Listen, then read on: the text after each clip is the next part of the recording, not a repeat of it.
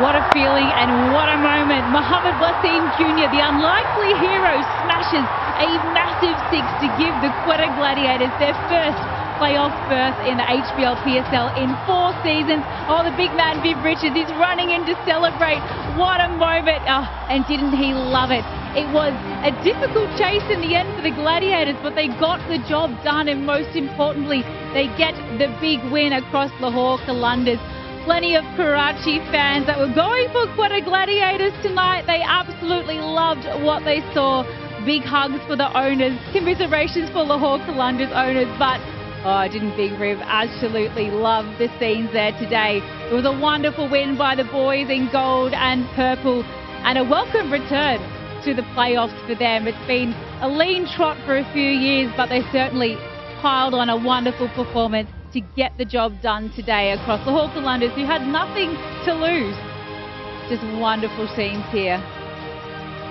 Well, you might have seen it, but you may not have believed it yet. Again, another final ball thriller here at the HBL PSL. We're here at the pitchside studio to try and unpack what we have just seen here. And then we've got Shane Watson, of course, new coach of the Quetta Gladiators, and Michael Clark to chat through everything. Watto, how's the blood pressure, mate?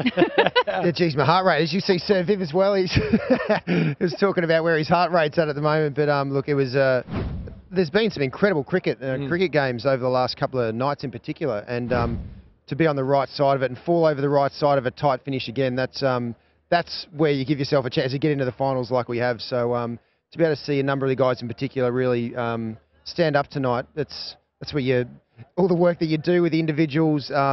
And for them in particular to be able to stand up when the team needed them was very exciting. Yeah, congrats on a great win, Watto. We spoke before the game just about what you would have been saying to the boys. Obviously 2 losses leading into this game, important game for you, but the way you come out and played, execution was spot on. So what was the feeling like in the camp leading into tonight? Yeah, definitely after the previous couple of games where we were definitely well off our best. Bowling was a little bit off and our batting in particular was certainly not great. So it was more so, look, the thing that I probably reinforced the most was watch footage of your best games that you've had previously throughout your career, and just take that version of you into tonight. With a couple of things around fielding just to make sure that we were really on the ball from ball one, and you could see the difference straight away with our body language, the way we executed with the ball. And then, yes, we had a bit of a lull through our batting through that middle period, but key people stood up at the right times, and exciting. I know the blood pressure's probably just come down, but I want to take it back up again for a second and just relive the winning moment, because Shaheen Shah Afridi, right, he is a lethal bowler at the death. He's up against Mohammed Wasim Jr. and we all kind of thought, oh no, the wrong person's on strike. But he comes to the crease and absolutely belts this one out of the park. What did you think of this?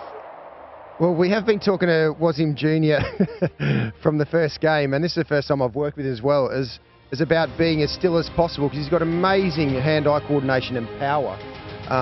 So to be able to stand still and just trust that he can stand there and smash it. And you know, I've been talking to him about turning himself into the Pakistan Andre Russell with the skill and the power that he's got with the bat. Obviously, we know what he's got with the ball. So he's got amazing athleticism. We've seen it in the field, his bowling, but also he's got amazing power with the bat. So there's a lot bigger things for him, but to be able to do that under pressure, that's Shaheen Shah Afridi as good as it gets in at the death. So he nailed it. What does that do moving forward now, just for confidence in the group? And secondly, how's Sir Vivian? I thought Viv was going to blow his calf. He was that excited running across the road. I was like, Viv, don't do your calf here. Look, if I'm 72 and I can run like that, I can't run like that and I'm 42. He was saying, he's like, like, I'm feeling fit, I'm feeling good, maybe I should make a resurgence. Oh, absolutely. Yeah. And he wouldn't wear a helmet either. Just take him up. But no, it really, look, it is an absolute honour and privilege to be able to have Sir Viv around. He is just about every cricketer's hero. And to be able to have his energy he provides, and the excitement he provides, and just to have him around the group, we are so incredibly blessed here. We have to talk about Saud Shakil tonight. He was the glue of the innings as well. Up the front, he makes 88 in a run chase that wasn't easy, but, you know, the story about coming off the bench after 3 full seasons for Quetta Gladiators, you give him a go, and he's absolutely done you well. He certainly has. He's got incredible batting skill. As you can see, just a lot of his shots that he's playing, just standing there and reacting and hits the ball so beautifully. And for him to be able to come in, we saw what he did during the World Cup. That was the first time I really saw him in the one-day World Cup in India. A couple of the innings he played under pressure showed the batting skill that he's got and his ability to be able to absorb pressure. And then to be able to go at the top of the order and have that freedom to be able to show the skill that he's got and then absorb pressure, because he didn't get off to a fly today. In all the previous games that he's got going, he's got 20 off about 10 balls to get his innings going, whereas tonight he had to really absorb pressure for a bit longer and then still trust that he could stand still and react and still score quickly. So look, it's a very impressive innings from him, and he's someone who's always learning. Every game he's trying to decipher what are the things that I can do that little bit better, what are the things that I can take into the next game, and he'll take a hell of a lot out of this innings because of how he absorbed pressure through certain stages throughout that innings. What do you do moving forward on this surface? Because we saw a game last night, game tonight, very similar pitches, and we're going to see a lot more cricket out there. Does anything change tactically for you guys moving into the finals? Well, possibly. If Usman Tariq gets cleared,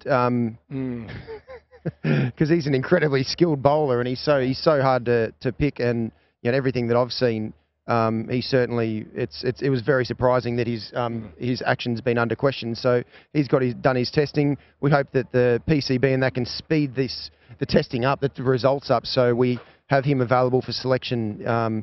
Because out here as well, he'd be an absolute really handful. But look, if he's not, that's absolutely fine, because our quicks in particular bowled really well tonight. Sohail Khan, Wasim Jr. and Amir, he's incredibly skillful. So our quicks were someone who'd just been a little bit off. Not Mohammad Amir. Mohammad Amir's been amazing all the way through, but for those two quicks in particular to be able to stand up tonight, that's an incredibly positive sign for us going into the finals.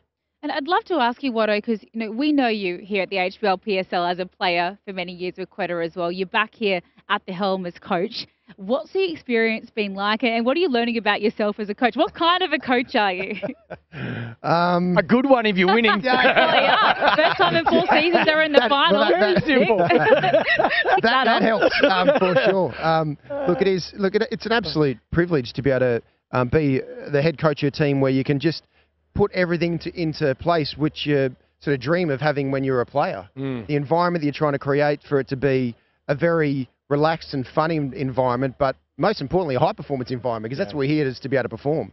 So, even from the start, set things very much expectations of what I was expecting from the group, from the individuals, and then it just comes down to making sure that I take as much pressure and the group takes as much pressure out of the environment, because everyone knows when you're out there and you're performing, when you're under pressure, that's when it's going to be heightened. So just to be able to take all the pressure and expectation out of the environment is one of the critical things I'm trying to do. I mean, you two play together so much. You know each other really well. But when Michael arrived, he goes, Watto's here. He's coaching. He said, yeah, you were surprised, but I mean, not surprising to hear the way that you're sort of attacking your role. What do you make of that? I think it suits Watto. I think back to when we played together. I think Watto, I always assumed he would stay involved in the game. And I think the stuff he learnt as a player puts him in a great place to be an unreal head coach. I think he's always loved the game and studied the game through his career, but I think he did things outside of what a lot of general players did. He looked for different ways to be successful, and I think as a head coach these days, it's a lot different to what it used to be 20 or 30 years ago. There's more opportunity to get more out of your players by going into different areas. Yeah. And I think Watto did that as a player, so I've got no doubt, and I'm not surprised, his first opportunity here that his team's having success. And you get the job done. Yeah, and you get the job done. Watto, thank you so much for your time. Thank you for joining us so soon after what was a really supercharged, high-octane, passionate finish there. But congratulations. I mean, job one is done for now. Yes, mate, continue, just not as close. Next couple of games. Super over next time. Yeah. Well, I love that the Aussies are taking over the HBL PSL. We will let you go. Thank you so much. So I appreciate your time. Pleasure. We're now going to relive the wickets that did fall today, though, Michael Clark. And, there were quite a few of them as we have a little look at the Lahore innings. Yeah, again, I think the bowling, the execution with the ball all throughout the night, it was a combination of spin and the quicks that did the damage. But again, the one thing that impressed me tonight was the catching. Watto just spoke about it in big games under pressure. That was an area he spoke to his team about. He wanted them to improve, and we've seen some wonderful catches here tonight. Yeah, it was a wonderful effort by the men in purple, and most importantly, as we look at the points table, we now know who our 4 qualifiers are. The only thing we don't know is what order they will finish in. So Quetta Gladiators, if they win their final match, they will leapfrog and go up into 2nd position. Perhaps first, depends on that net run rate on points. No, I take that back. They will absolutely be first. My maths needs to improve. It's been a long night, but it's very exciting. HBL PSL action. There's still 2 days of the league rounds left, but most importantly, we still don't know where all 4 of our teams finish. So still so much to play for here as we welcome Aruj Mumtaz back into the pitch-side studio. Aruji, 3 last 4 finishes in a row. The HBL PSL is alive and well. Alive and well, and at the right time. You mentioned obviously the 2 teams that are out, but the interesting part is they're not dead rubbers. The last 2 games to decipher who finishes 1 and 2, because like we keep talking about, 2 bites at the cherry or apple pie or whatever the fruit is, becomes really important to see how this shapes up. But for Quetta Gladiators to qualify after 4 years is some feat, and so Shaquille and Wasim Jr. at the end, absolutely star. How did they dig themselves out of that hole? At the 10-over mark, the run rate was up, 11s and 12s the majority of that second part of the innings. It really was a great recovery mission, wasn't it? I thought they were gone, to be honest. Even second last over, I think I got 15, and then last over still needing 14. I thought they were gone. But it's just amazing. If you can hang in there, it shows. And these days as well, you look through just about every team, the batting depth is so strong. So wickets in hand, I think in the 2 games I've seen last night and tonight, wickets in hand are going to be vital on a pitch, on a surface like that. So that's why I'm really interested to see how teams plan their power play, that first 6 overs, and how they go about their work moving forward into the finals. And Ruji, they bowled so much better today, very importantly for Quetta.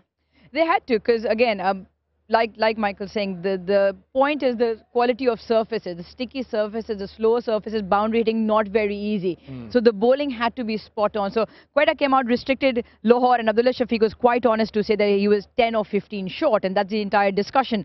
That's what they lost by in the end. So for Quetta to come out and bowl well was important to restrict them to slightly shorter. And for Saud Shakir, I thought he was going to be key. Wickets in hand, but the 1 man in, because newcomers not finding it easy.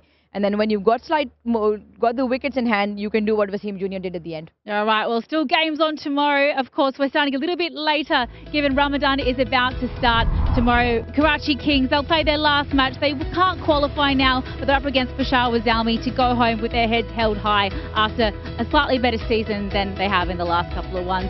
Well, that's all we have time for here at the Pitchside Studio. Michael, Aruj, thank you so much for your good work.